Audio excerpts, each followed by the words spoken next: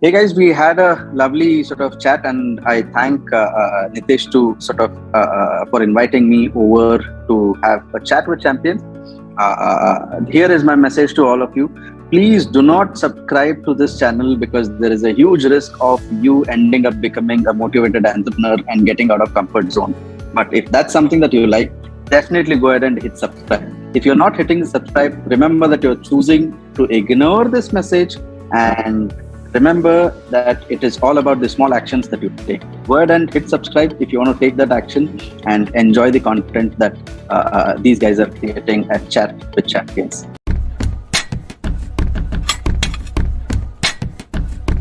Hi, Sagar. Firstly, welcome to Chat with Champions.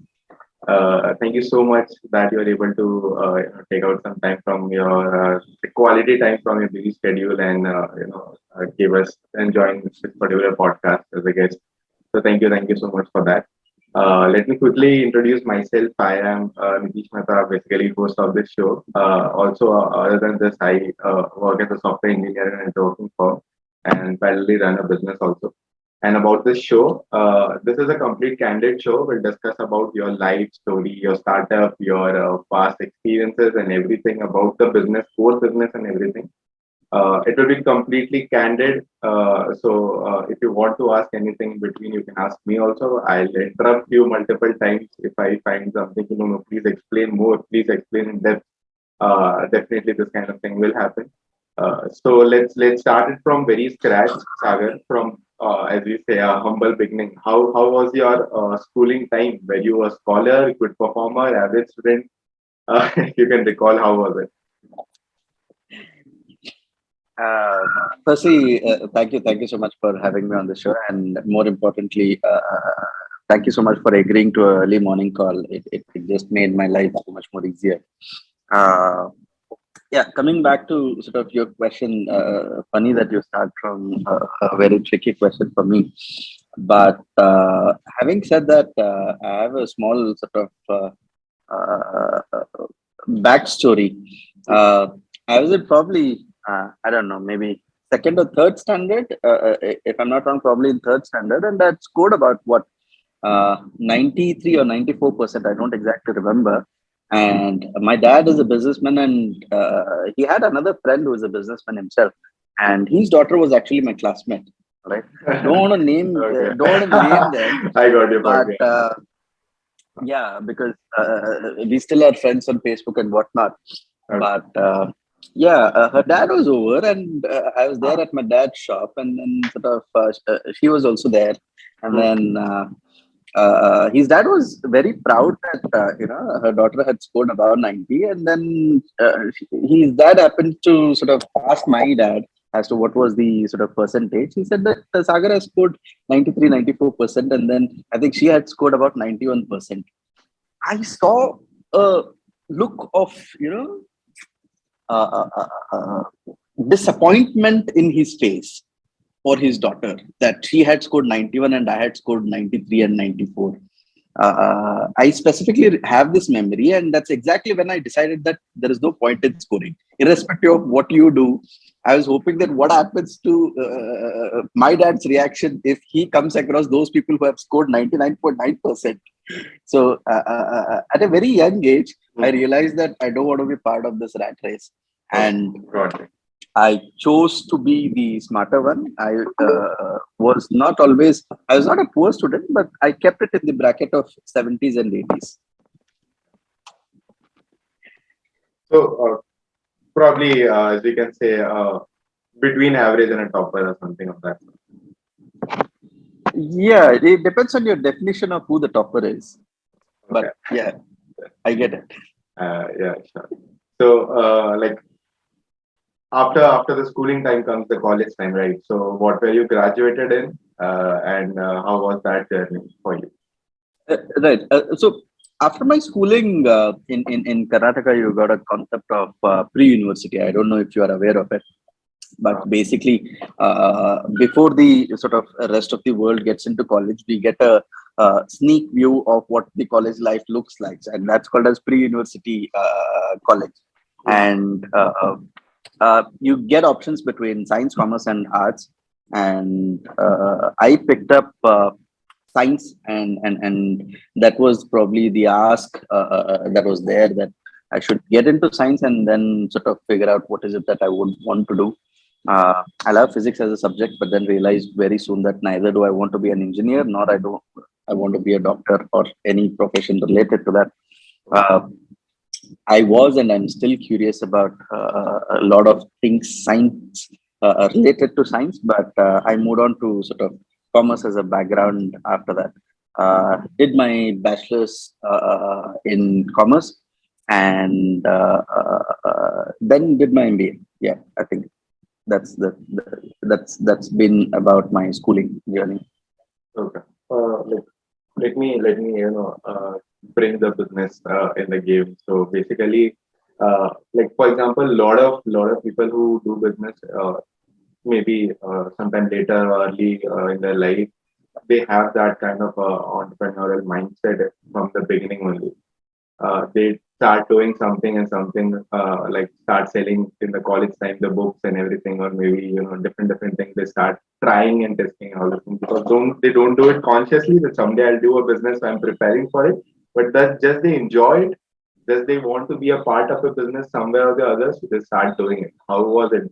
Were you that kind of a person, or you later you figure out that this is what I want to do? Yeah, I come from a business family. I should say that both Um, my parents are entrepreneurs themselves, and both of them are first generation entrepreneurs. okay. Yeah, I specifically remember this was a time when we used to have Pentium 1. I don't know if people even remember about Pentium 1 anymore. The damn system costed us about 50,000 bucks back in 1990s, late 1990s. Okay. And yeah, and it's a world when sort of you could get access to CDs, movie CDs. DVDs came much later, but movie CDs. I think the first time I ended up making money was sort of selling the tickets for the three chairs that were there in my room to watch some movie with friends, and I charged them $5. I remember very clearly. I think that was the first time that I Great. made something. But yeah, having said that, from very young age, I was lucky enough that my parents got me involved Cool. in what was happening around their businesses. So in various ways, I was sort of playing a role in a very small way, but in my own way. But yeah, I think that's one profound memory that I have as to when I made my first buck. Yeah. So basically, if you connect the dots, then you were an entrepreneurial kid. So it was there in you, because I belong to like business background only. My family has a business, so So like you we know what have. I'm talking about. Correct. So that is why I can relate with you. Probably, like for example, if I say for in every dinner time we talk about business while eating, and so this is the environment is that kind of thing is there in our house. So obviously we have that kind of thing in our mind that someday, sooner or later, we'll do our own business. How we'll do it, what we'll do is what's the idea, we'll figure out later. Sometimes it helps you from your journey itself, or sometimes later you're able to see if this is the market I want to get into. This is the idea, this is the team, let's start in a certain way. So let's I bring have a little. yeah. I have another point of view on this one. I feel that it's not more. It doesn't start with. I absolutely the same thing, right? But though in our family, the dinner was not supposed to be a conversation about business, Okay. but the breakfast and lunch was very much part of the conversation about the business as well. Uh, More than one of the things that I probably learned from a young age is not about, what, I need to have my own business, uh, because we operate with a mindset of what else, like what else apart from doing a business, right? That's for Yeah. granted, that's taken for granted. But it's more about, across the table, the kind of challenges that they faced in their everyday sort of life. Even if they're on a phone call, you're listening to the challenge, and you're listening to them trying to give solutions to those challenges, and you're constantly thinking of, is this the right solution? Why didn't you do this? Why didn't you do this? and Correct. and and it's the curiosity to solve a certain problem that actually arises, and then eventually probably leads into entrepreneurship or leads into you being entrepreneurial in your own sort of regular job as well, right? Mm-hmm. But that mindset is something that people from business families end up learning as to, okay, if this is the problem, how do I fix this? How do I solve this? How do I figure this out? Sure. Instead of waiting for the standard operating procedure email to come to your inbox so that you can execute whatever has been directed. No, Sure. they figured it out, and I think that's the mindset that we end up learning right from getting out of issues, getting out of problems, is something that we end up learning from very young age. Sure. So yeah, I can totally relate with you. Being with me also because like for example, we had a shop. So me and my brother always like from school we go to shop and we see customer interaction. My father and they are negotiating the prices and all these things. So I've always been through that kind of mind that yeah, okay, so this is what is going on. The handling of customers, the correct, this kind of thing, the experience itself, like for example, at that particular time, I was not that thinking that much, okay, yeah, this is what they are doing. But I was constantly, subconsciously taking, grasping all these things, what is going on and how the beautiful this experience is, and I'm definitely going to be a part of it.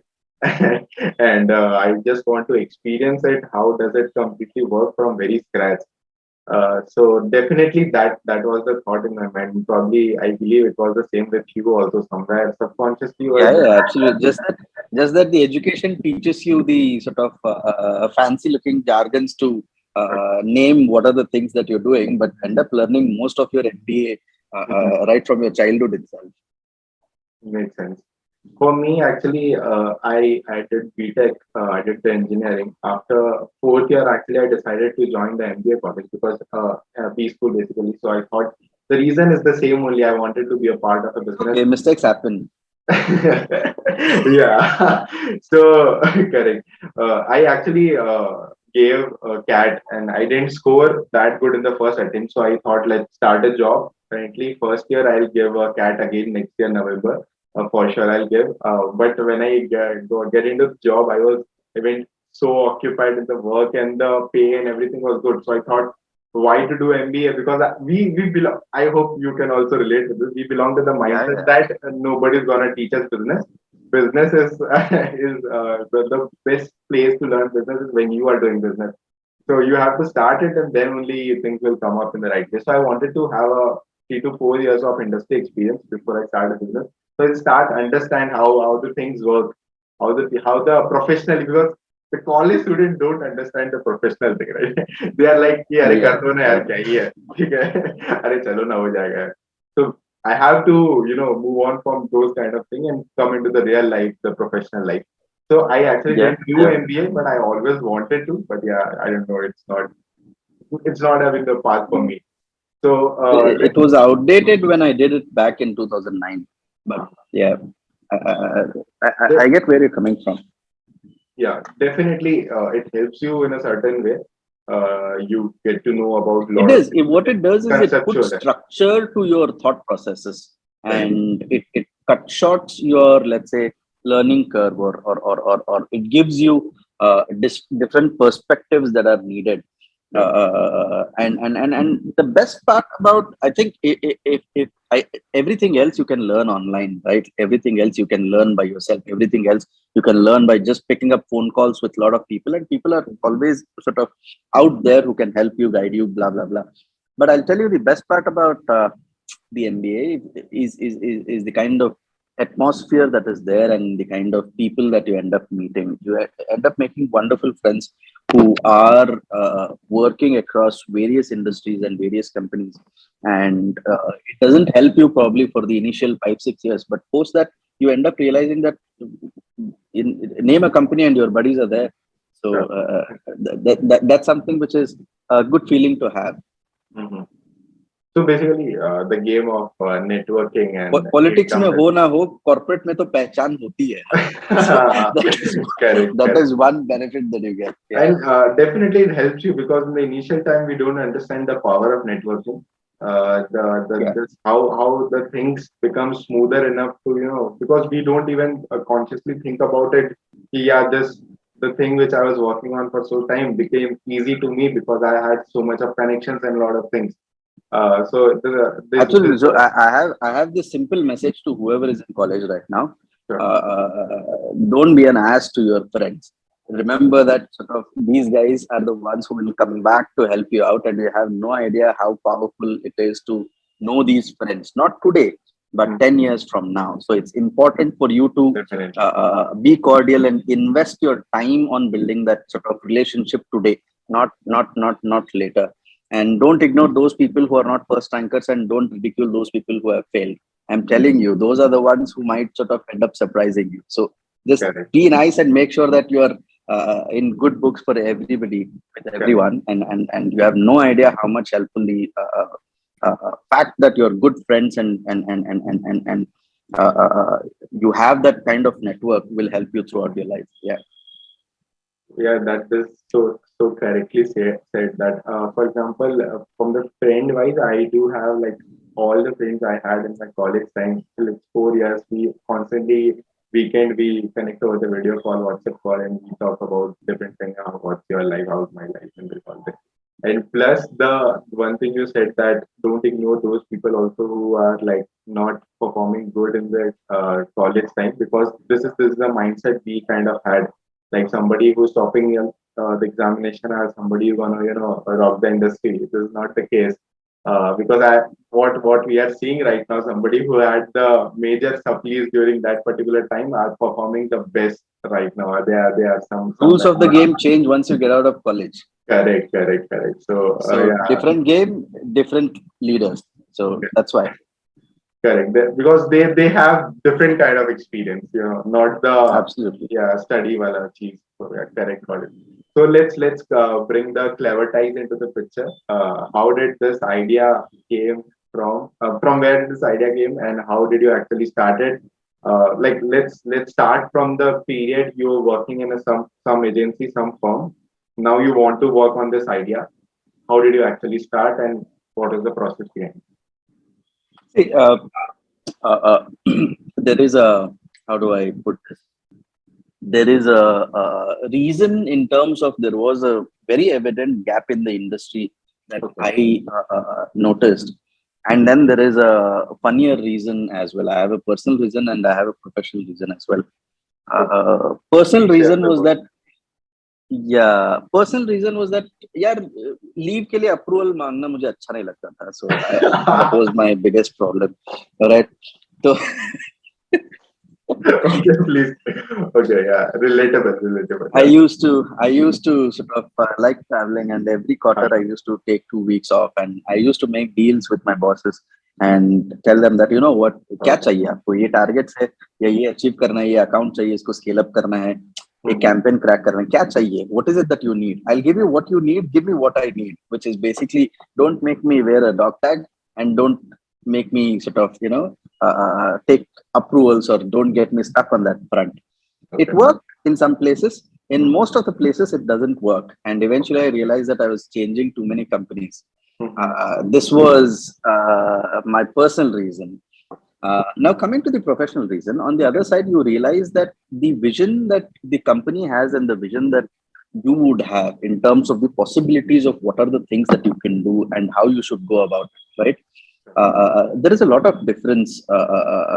There was a lot of difference between how I thought about it and how others sort of how the companies went about it, right? Mhm. Uh, what happens is, if you have to sort of be in a position wherein you end up taking a call, you have to spend a lot of years in the industry and wait for your chance and wait for your time to sort of get in and make changes. Otherwise, the kind of changes that you're consistently trying to bring in, or the kind of visibility that you're trying to consistently bring in, they're very limited in nature. So one fine day in one of the agencies that I used to work, called as Position Squared, uh, uh, I had my sort of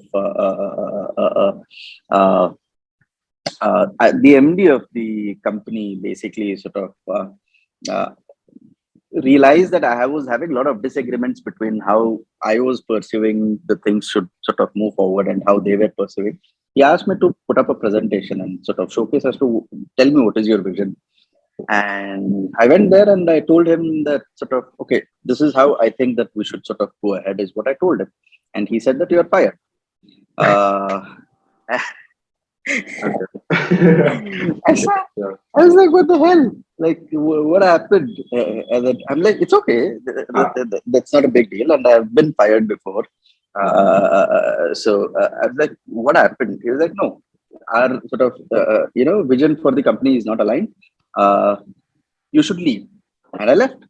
And I entered a role which was basically partially sort of owned or partnered, and eventually sort of realized that it's best to have absolute autonomy, and started Clevertize. But after about 6 months of starting Clevertize, I remembered him and I reached out to him, and he said that you are not meant to sort of work for some other company. And it was very evident for me.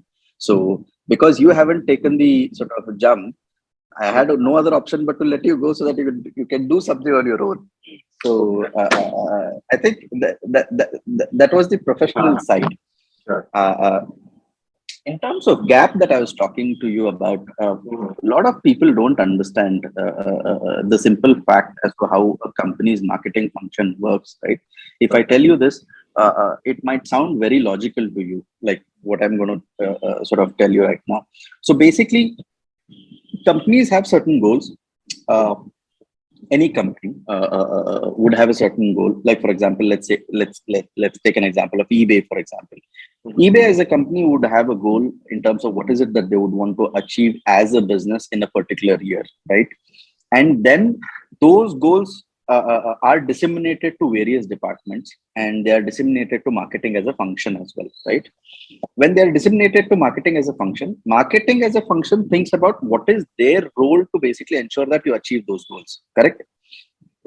So when marketing gets those set of functions of what is their role to achieve the particular goals, business goals that the company has, for example, eBay has, Mhm. the marketing department right now goes to three different agencies to get three different works, which Okay. is basically they'll go to a mainline agency to get the creative campaign. They'll go to, in some cases, a strategy-led agency to basically sort of give them the strategy that is needed. They'll go to a digital agency to execute some digital campaigns on social media. They'll go to a performance agency to basically execute certain campaigns to drive leads, drive sales, drive traction, etc., etc., etc.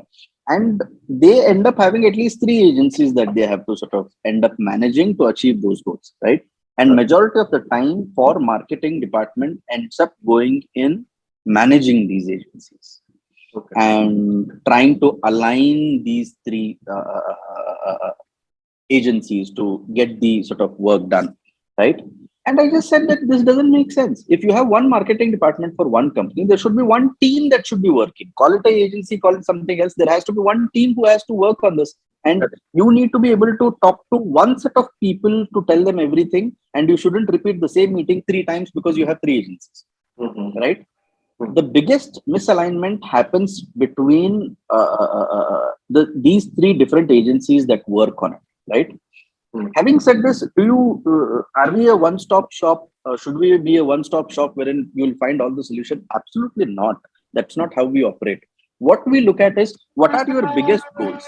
You might have sort of five or six different goals that are there, right? What are your biggest goals? And out of those goals, which are the problems that we can solve for you? We figure Okay. that piece out. To solve that problem, whatever is needed, we have it. Mhm. We don't have a PR agency. We don't have a PR function at Clevertize, and probably will never have a PR function. You should never say never, but we might not have a PR function for a very long time. Sure. Uh, uh, uh, the reason for that is that that's not our expertise. Our expertise is strategy. Our expertise is creative thinking. Our expertise is ensuring that we crack a kick-ass media sort of plan and media strategy for you to achieve those certain objectives. So we take end-to-end ownership of achieving a certain business objective for you or solving a particular problem for you. That's the way in which we operate. And it has made our clients' life very easy. They don't have to worry about petty things. And there are a lot of how do I categorize this? There are a lot of digital marketing agencies, right, which basically focus all their energies on creating one post and one topical post and getting it featured on sort of social samosa and other platforms like that, and that becomes their sort of claim to fame. But that's not gonna sort of get you anywhere to achieve the business goals, right? It Mhm. does play a certain role, but plays a very minuscule role to achieve the business goals that the company has.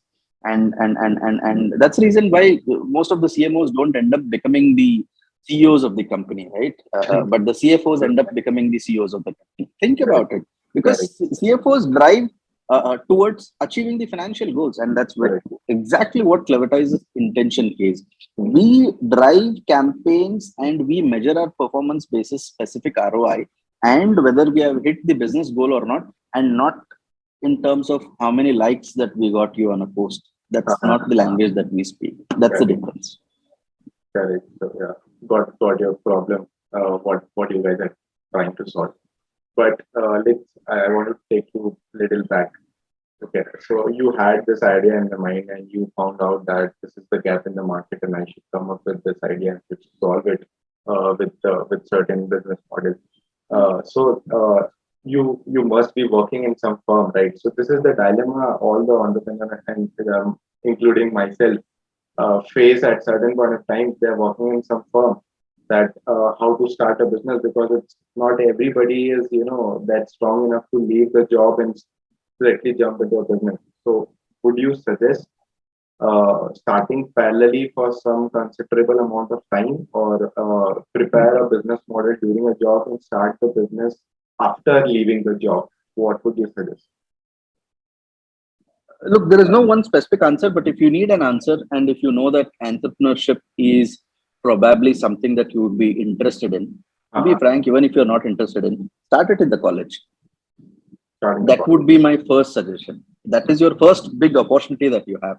Correct. Actually, in school, but if you can't do that, start it in your college. Do it in your dorm room.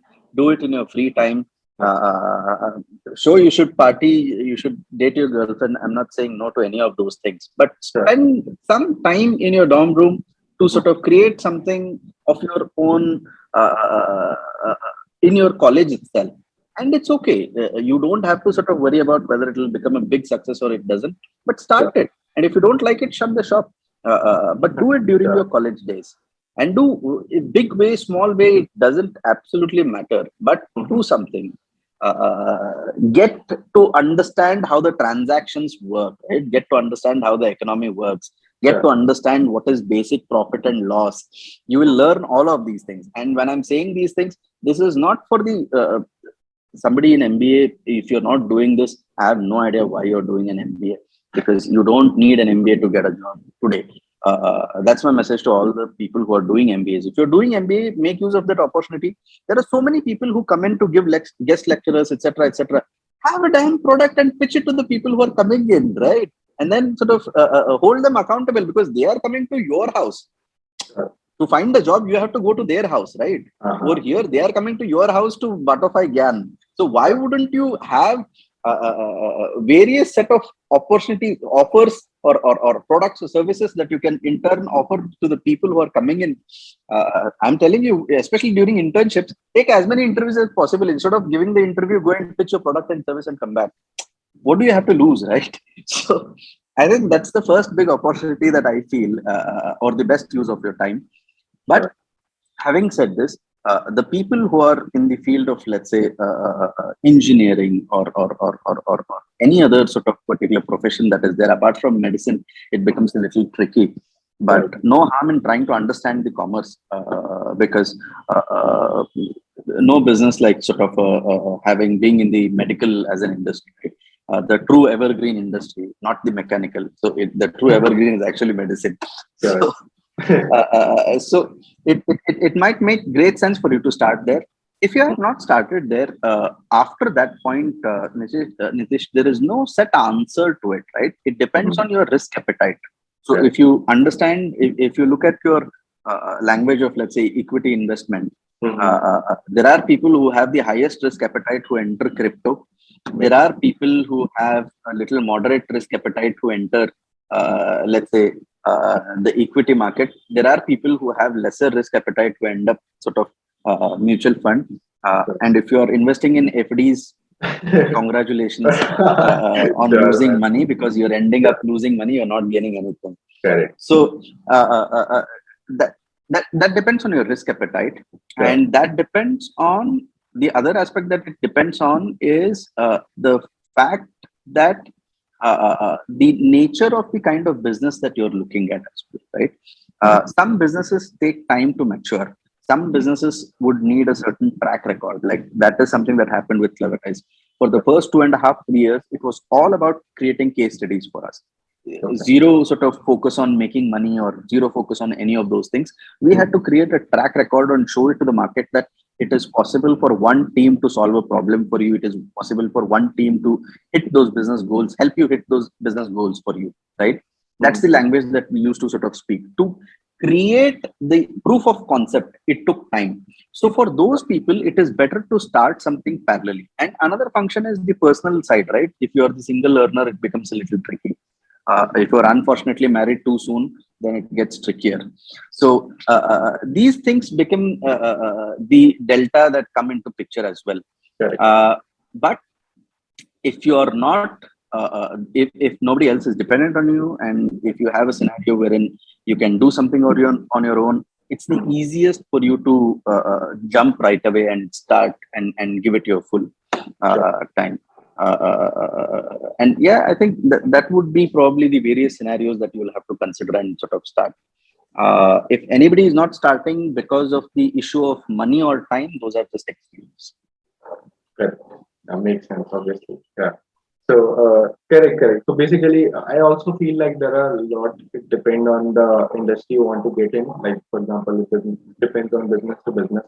We can't generalize a thing like we have to start parallelly or we should even give it a start.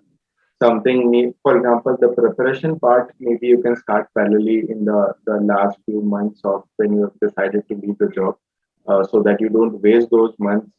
Like in the planning part, maybe you can get 2 hours or 3 hours every day to figure it out on all these things. So planning part we can start parallelly, but the execution part, obviously you won't be able to do it parallelly to the job, because I have experienced that thing. It becomes quite a hectic task, because you have to slog for 8 to 9 hours at least for a job, and then or again at least 2 3 hours, and you feel like you are not doing anything 100%. So this is not right. Probably I would suggest the same, but it also depends on business to business. So yeah, Correct. And see, one more thing is there is no time gap, or there is no right time for this, to be frank. You can start at whatever time you decide that you want to start, right?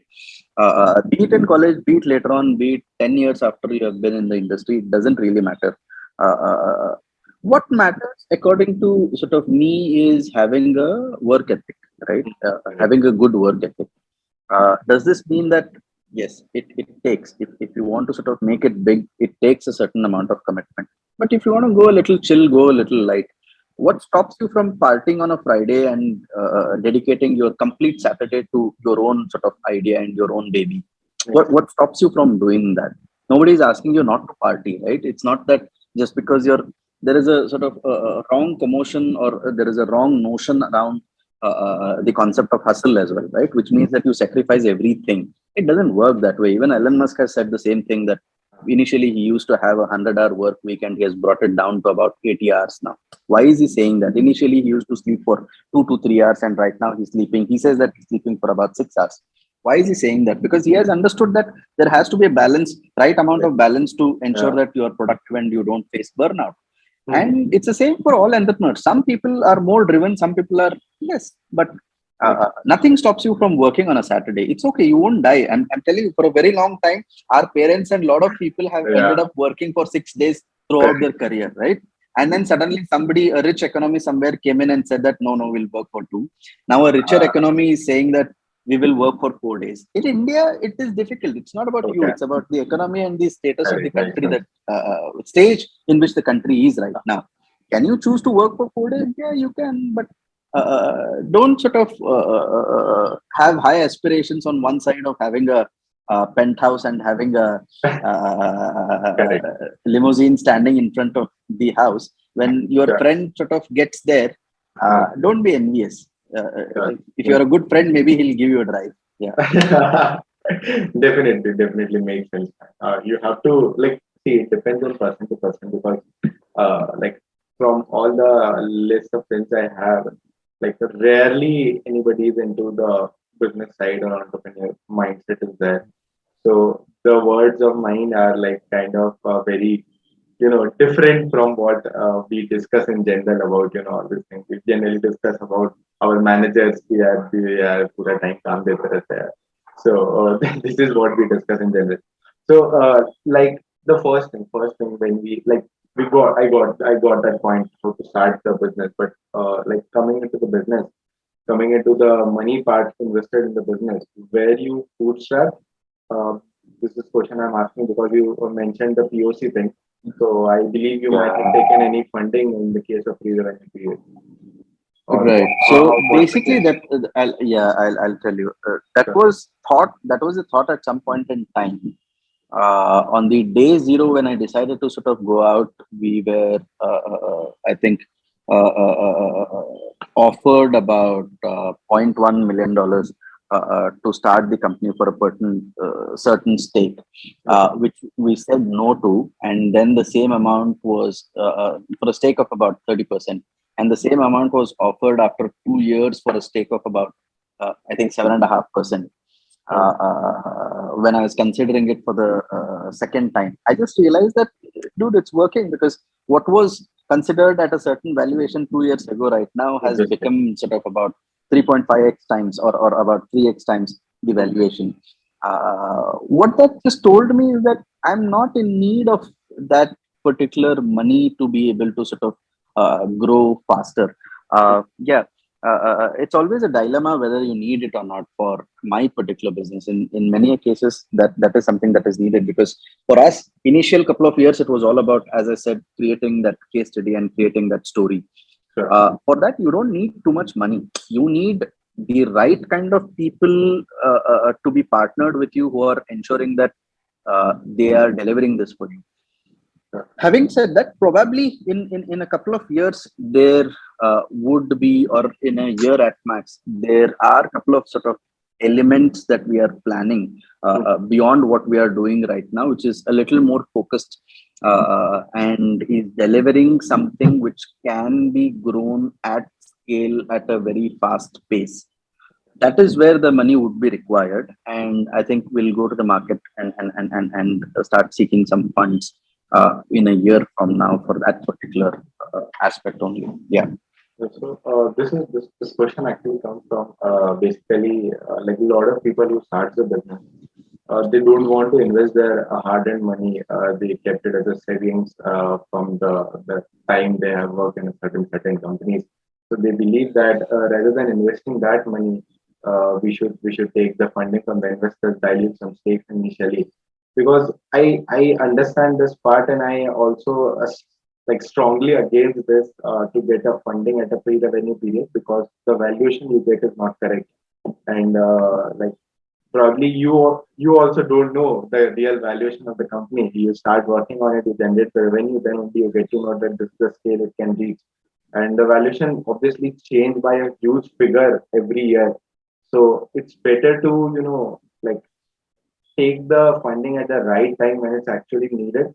And diluting your stakes actually matters a lot because now you are not thinking that much. You're like, it's okay, 20-30% dे देते हैं क्या है पैसा इतना मिल रहा है, think about that. But when your company grows and start to reach that 50 crore 100 crore valuation, then you start feeling ki what the hell I've done. Means now you start regretting ki that 30% which could be yours now belongs to somebody else.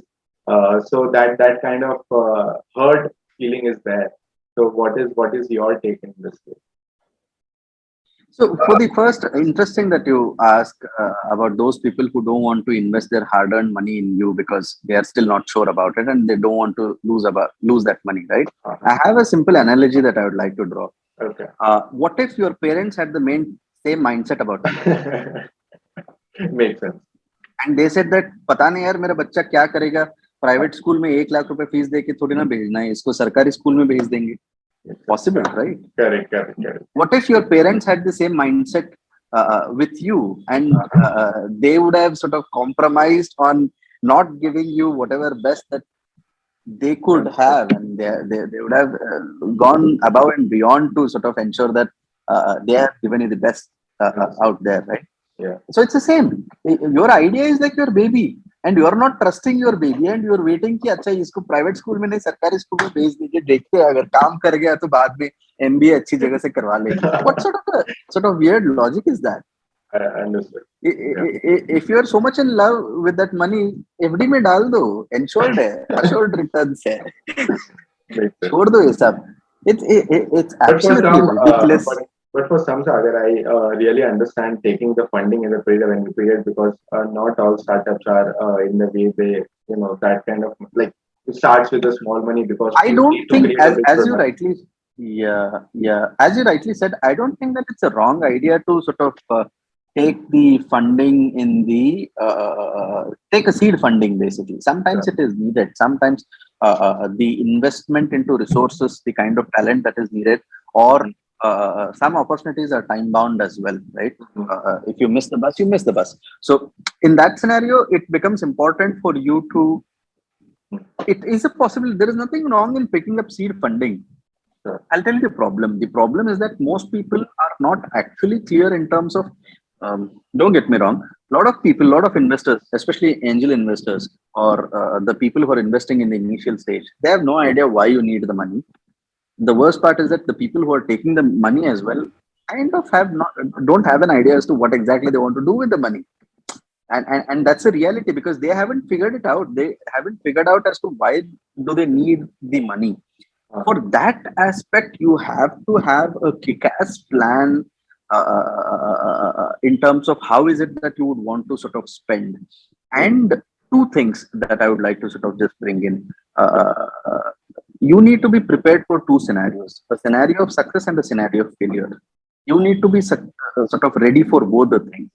What is success? How do you define success? Short-term success, and what is it that you do if you succeed? What if you fail?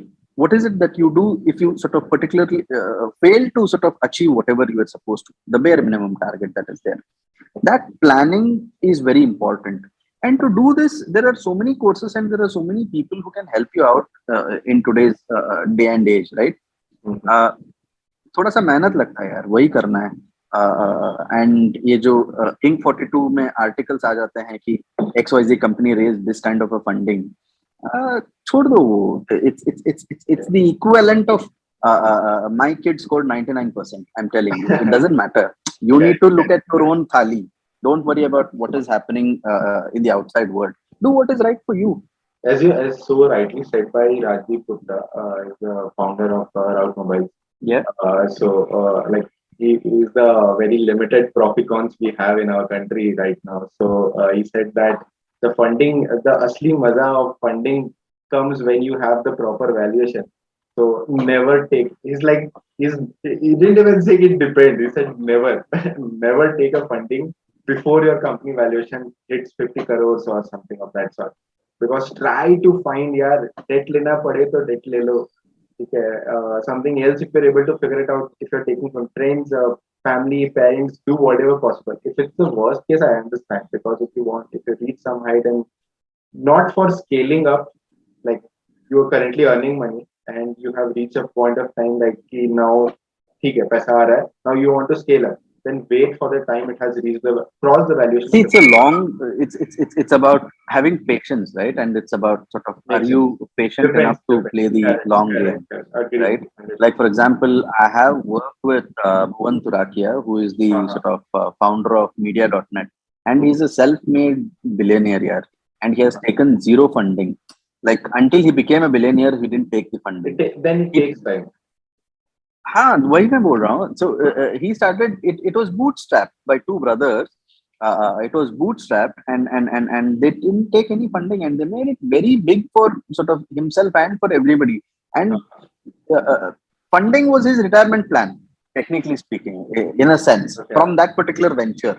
Uh, so it depends on whether you have the patience for that. And another great example is Zoho as well, right? It's also something that was sort of bootstrapped and they built it on their own. We have got such classic examples that are there wherein people have done, but these things take time. These things take 10, Correct, correct. 15, 20 years. But right now, we live in a Started world wherein Route people don't Mobile have it, uh, absolutely. we started Route Mobile in We, 2001, 2002. So you can see uh, 20 years it takes, and some are able to do exactly. it in 5 years. So completely different. Right, right, right. But So it you depends on won't your be strategy. See, Proficon, I believe, if you do it in 5 years. But we can't say it with the hard words. uh, Maybe may not be, but it's difficult. Definitely, it's difficult. If you want to make a it is Proficon difficult. in five Maybe may years, not be. yeah, correct, correct. Maybe may not be. There is another model as well. You look at what Richard Branson has done, right? Uh, He's a serial entrepreneur. mhm. In that scenario, you can't hold on to your cards for too long, right? You got to keep sort of looking at what is happening and you got to keep moving on. There are people who work with that mindset as well. In that scenario, I don't think, look, there is nothing right or wrong about it. Don't fall in love with just one idea and don't limit your sort of ability to just one idea. अच्छा यार ठीक है यार इसमें तुमने पैसा नहीं बनाया जितना बना सकते थे. You are talking about opportunity cost in any case, right? Uh, You're not talking about actual cost. Makes sense. If you're talking about opportunity cost, you make it big. And a lot of people make it big quick and then use their name to sort of go ahead and create multiple ventures. Look Uh, at the Bansal brothers, right? Makes Look sense. at what Correct, correct. Flipkart has done. 100%, So 100%. that's another approach as well. वो भी कर सकते हो. Uh, When they sort of sold out, I think they had less than 2% each. Uh, the final exit, the Flipkart sort of brothers, the Bansal yeah, brothers that correct. were there. Yeah, So if they had less than 2%, मतलब 4% तुम्हारा बचा है, 96% you have sold out. If that has been the scenario, but uh, Flipkart, all credit due to them that they are the ones who started this trend in India. So exactly. they are the sort of leaders or father of sort of funding in when it comes to bringing the concept of private funding or an venture capital funding into the country was brought in by Flipkart. Correct. Correct. A lot of I people don't actually read. probably I, remember this or acknowledge this, but yeah, yeah, it is true. I read that book, Billion Dollar Idea. That Flipkart story. It's amazing because they how they in the college they went for the Amazon's campus placement, working in one of their team and then figuring out we can do it for our own country in the best place in the end. It was amazing. Absolutely, So absolutely, absolutely.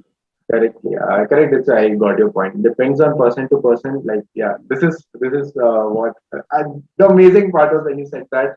Yeah, you can take one company and make it a big company in the very early stage by taking more funding, get the name, use that name to build a company from scratch, and then you can invest a good amount of time. Depends on how who the person you are. Okay, many person are धंधा so है much. Rotation करते रहो cash flow keep on rotating Correct. That's what the so business is. that, yes that's why you should not get Uh, too attached to your first business idea or first girlfriend or your first car. Don't get too attached. There are more to come Makes sense. after your first as well. You got to have that belief in you that yeah Yeah. you can do better than whatever your previous one was, and as Uh, long as you have that, then dude, you have the beauty of the experience of having done it already. If you have done it once, right? Then sure. use that experience. It can only get better the next time around. So, as I said, it's up to them. No right or wrong way to go about it. Choose your own path. Yeah. Sure. Okay, got it. Yeah. So basically, this comes when we come into the picture of like how to get the money, the monetary thing in the initial time to start a business. The second step comes like, for example, if somebody has started the business, it's going great, and currently everybody starts with the single man army, right? So, but they actually has to create an army. You have to create a team who will work for you. You have to buy. You have to get the best hires for the respective roles. So how, because this is the most crucial part, because if you ask anybody, any founder or experienced person or anybody, they say making the team is the most crucial part for your future, because that's what lead you in the right or wrong direction. How this process works? How do you start forming a team initially? Right. So, look, while the podcast stays chat with the champions, I want to sort of tell you that there is no champion in this world who has not seen failures or who has not sort of faced challenges, right? You don't sort of become something, or you don't mean something if you haven't sort of faced certain challenges. 100%. I can tell you that we have been through a lot of challenges. We have done our share of mistakes when it comes to building the team, right? One of the biggest mistakes that you end up doing, Gary Vee says this, that you assume that your employees are as committed as you are, right? Mm. And you assume that they work for you. It took us some time to realize that just because you pay them salary doesn't mean that sort of you have their commitment towards the company. To realize this has taken us our own time, and we have done our share of mistakes. Mm. Uh, and after we sort of realize these initial sort of mistakes, we have sort of kind of there are other kind of mistakes as well that you do in terms of the quality of the talent that you hire for a specific job, or what is it that you're okay with, right? Uh, because of the price constraints, etc., etc. In the initial days, our outlook was wrong when we looked at the talent pool. But eventually, we are at a stage right now. There is this lovely book that I am reading, and if you guys want to build something big with a small team, remember this. If you guys want to build something which is tremendously big with a very small team, you have to read this book by the founder of Netflix. It's called as No Rules Rules. That is highly recommended. Please do read it. They talk about what are the policies, what are the sort of ways in which they built the culture of the company, what are the ways in which, how do they prioritize picking up what sort of talent. I don't think that there is one more company which has done this previously, which is Apple, which is something that Steve Jobs always has said, that how they would just put one person in charge for the whole operations, one person in charge for the whole marketing bit, and so on and so forth, and believed that just one person would do ensure that they would achieve, which is basically meaning that there are no committees, there are no set of people sort of achieving anything. Likewise, I think Netflix is a lovely book for you to sort of read as to how to ensure that you are able to recruit, retain, and drive great talent to stick around and sort of do great things for your company. That's the reason why I think 100 the size of Amazon, 100 the size of brands like sort of Disney plus Hotstar in terms of the team strength. And these guys are acing it, and these guys are sort of far ahead compared to these people. For anybody who thinks that just because you have money and the muscle power, you can be the best, Netflix is the great answer to all these people. I don't recommend watching too much of Netflix, but I definitely recommend reading the book that the founder of Netflix has written if you want to be an entrepreneur. Otherwise, Netflix and chill. Very amazing answer. So yeah, correctly. I clearly got your point. So initially, the team building, everything is difficult in the entrepreneur journey. When you initially you have no clue about what you are doing, what you are like. You have some aim. Sometimes business model itself changes in a year or something, and it's in the most of the case. What very rare business models stick around the entire journey of a business. So everything changes. You learn, you keep on learning, because that's what the founders are known for. That I'm good at learning. So you learn, you apply, you learn and apply. And so yeah, definitely we should recommend this book, and people should read about how to build a team and all these things. So correct, we got about like how to form a team, how to start a startup, how to think about an idea, how to work on it, and all these things. Plus, we should also discuss about one thing which matters the most. You started earning a good amount of revenue. You have cash in your account. Now you want to, or you might not, but you want to scale up at this particular point of time. So, what is the game behind it? How do you, when and how do you actually scale up your business? you start thinking about scaling up, or you should the way you should scale up your business, or also this is also depends on business to business.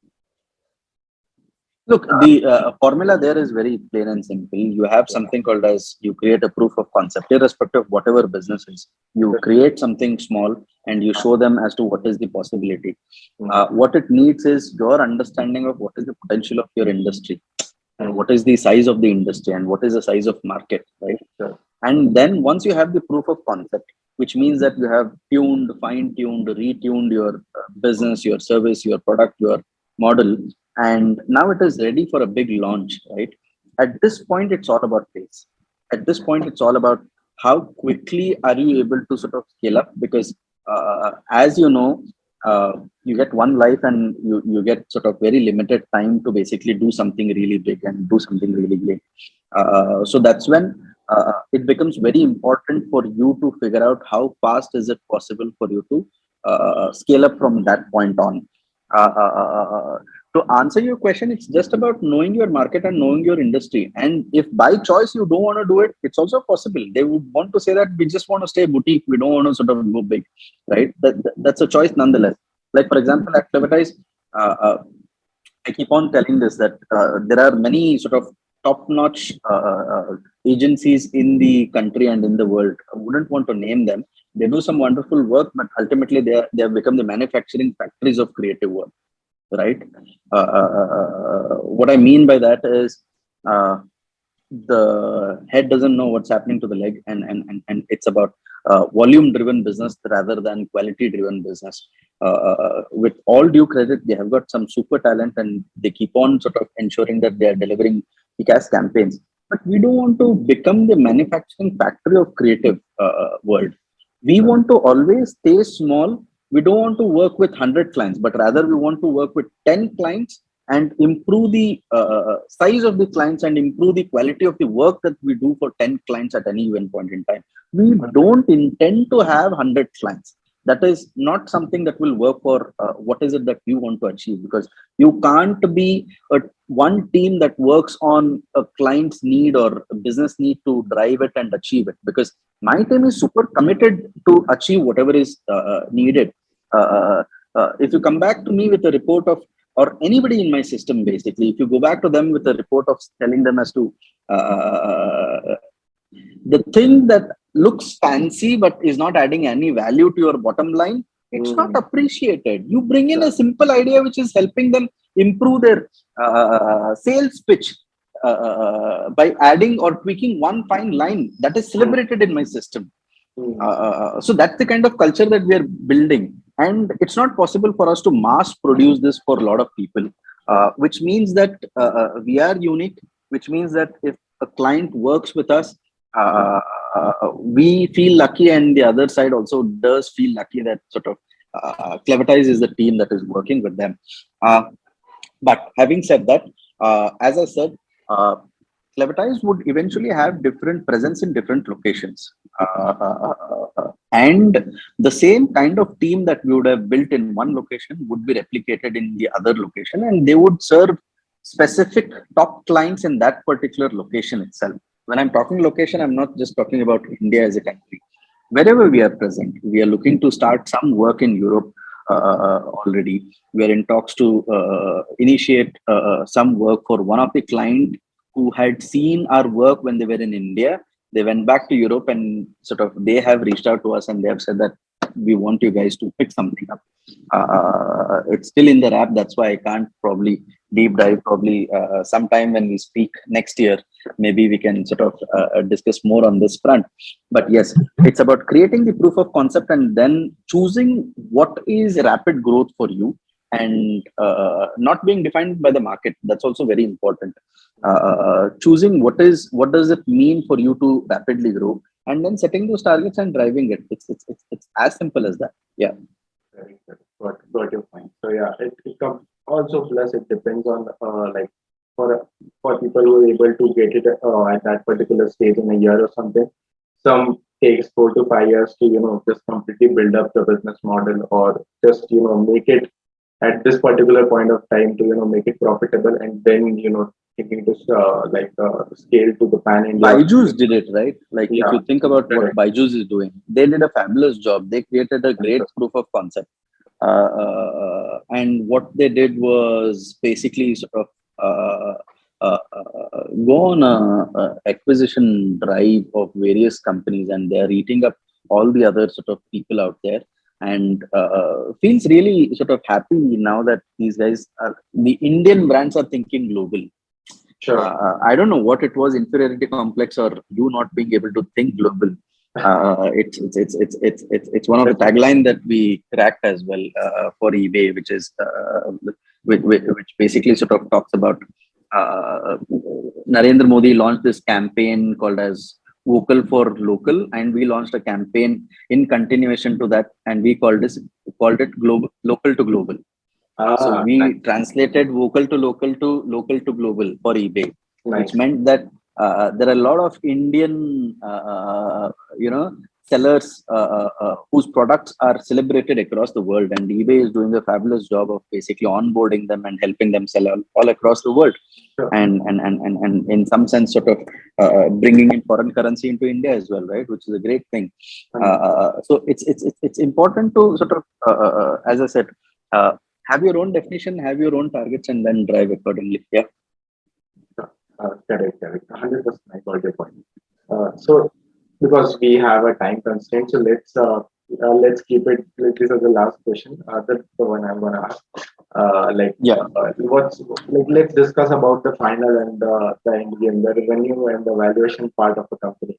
Okay, mostly the companies have some kind of revenue, say X, and the industry figure is say 4X, and they get the valuation. For example, in the apparel side, I mostly know it's in the initial time it's close to 5X to 6X, but it gradually decreases or somewhere stays the same in the coming years. So this just want to clarify if somebody is watching. You got the point. Maybe some people are not getting the point what I'm saying. For example, if Yeah. you're taking a revenue of 1 crore in a year, then valuation, if it's a 5X for the industry, for that industry, your valuation becomes 5 crores. And for that valuation, you seek for the investment, you dilute the shares and on that particular value. So this is my Yeah. question is like how do you actually decide the valuation for the company? Is it just a constant figure, or depends on the problem you're solving, depends on the TAM you are addressing to, plus depends on the story you are projecting, what all things are there. And So please for take, yes, and one more thing, sorry, and please take an example of your firm, the current revenue valuation, if you are ready to share or something, and take that figures and please explain how this entire process works. absolutely. So I'll tell you how it works. See, uh, industry standard works out for a Me Too product. What I mean by that is basically if you're a particular company which is selling, let's say, a set of apparels, and somebody else is also selling a set of apparels, but it's a Right, different brand name, right? The right, value that you drive is through two things. One is the loyal customer base that you are sort of having, the repeat purchases that you are having, the overall size of the sort of business that you are having, and the other function that people kind of tend to ignore, and it feels sort of very bad that people don't realize the importance of the other side that I'm about to mention, and don't realize that the magic happens on the other side if you want to get a kick-ass valuation, which is about building the brand. People don't invest in that. They are too sort of obsessed with just building the numbers, just building the products. But if you invest in building a brand, you end up getting a disproportionate amount of credit for the kind of brand that you have built. And that's the reason why, how many of them know what Snapdeal was doing when they started? uh, Think about it. They were a coupon company who gave a correct, coupon, discount coupon, correct, right? correct. And there is, and that business flopped. And they pivoted from being a coupon company to something else, something else, something else. Their fight is still on. They are right now focusing on tier two, tier three, and whatnot. But a lot of people know about Snapdeal, right? Even though they pivoted. Okay, let's Mhm. take a latest example. What was Zomato? Zomato was not Swiggy. When they started, they were just a sort of Restaurant data. recommendation platform and a review platform. Correct. Right now, they're so much more than that, right? People tend to forget this. Why was it that Zomato was able to sort of pivot, and why were they able to sort of drive such high valuation and even go ahead and list themselves as well, right? It Mhm. was because these guys understood the importance of building a brand. And a lot of startups, a lot of people out there, they Mm. think that it's like saying that it is an imaginary sort of cloud that you are creating. What you can't see is what you can't believe in. Mm. तब तो आप भगवान पे भी भरोसा नहीं करते हो. So it becomes very Yeah. difficult. Whether we believe in God or not believe in branding, I'm telling you, it's very important. And Mm. that's the delta question that people don't sort of focus on. In our industry, how it happens is the there are certain big giants and specific giants who end up sort of acquiring you, right?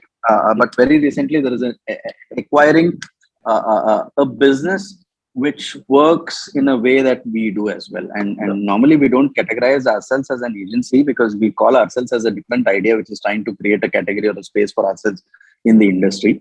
Even if you had to categorize us, there are normally very big groups like WPP and whatnot, Publicist Group, and a few of them, which might end up sort of acquiring you, or there is a new trend of a particular company acquiring you, which is what happened with certain agencies like Drogba, which was acquired by companies like Accenture, and Capgemini has also sort of picked up a couple of agencies to be part of their in-house team as well.